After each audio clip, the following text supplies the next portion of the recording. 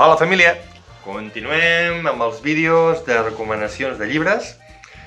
Com sempre, jo us intentaré parlar del llibre i l'Emma m'intentarà fer preguntes parlant, com aquí qui s'apropa a la parada i et demana, quins llibres d'etnobotànica tens?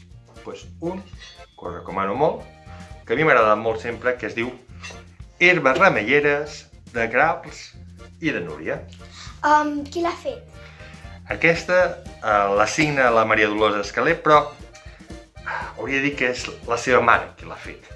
Perquè el que fa la Maria Dolors és recollir tots els remeis i tot el coneixement de les plantes que la seva mare li va transmetre.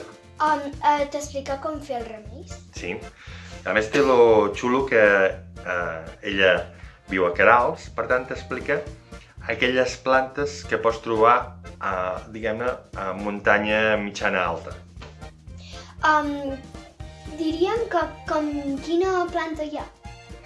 Aviam, podríem trobar-ne des de roses, com les coses podríem fer amb els rosers, fins a dents de lleó, fins a, deixeu-me cercar alguna, per exemple, també, poniol, de Galècia, milfulles, cua de cavall, ginebre, espígol, farigola, tindríeu aquí tantes plantes com vulgueu. Quin editorial l'ha editat?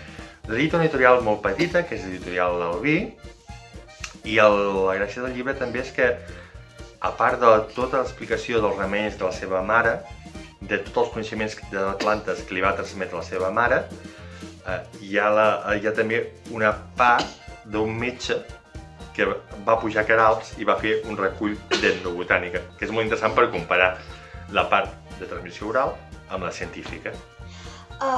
Aquí hi ha plantes molt difícils d'aconseguir. Si vius a la costa trobaràs moltes de generals, però clar, és un llibre molt pensat per muntanya. No trobareu plantes que hagueu de fer molts quilòmetres, pujar fins a dalt a la Núria perquè només trobes aquella planta allà. Són bastant generals perquè normalment feies bastant generals. I a més, afegir que la mare de la Maria Dolors venia de Tuixén, venia de la zona dels trementinaires. Per tant, també transporta un coneixement molt interessant. Deixem-ho fins aquí. Afegir simplement que trobareu la descripció de les plantes i de les receptes, a més, evidentment, de les seves fotografies. Per tant, ens veiem!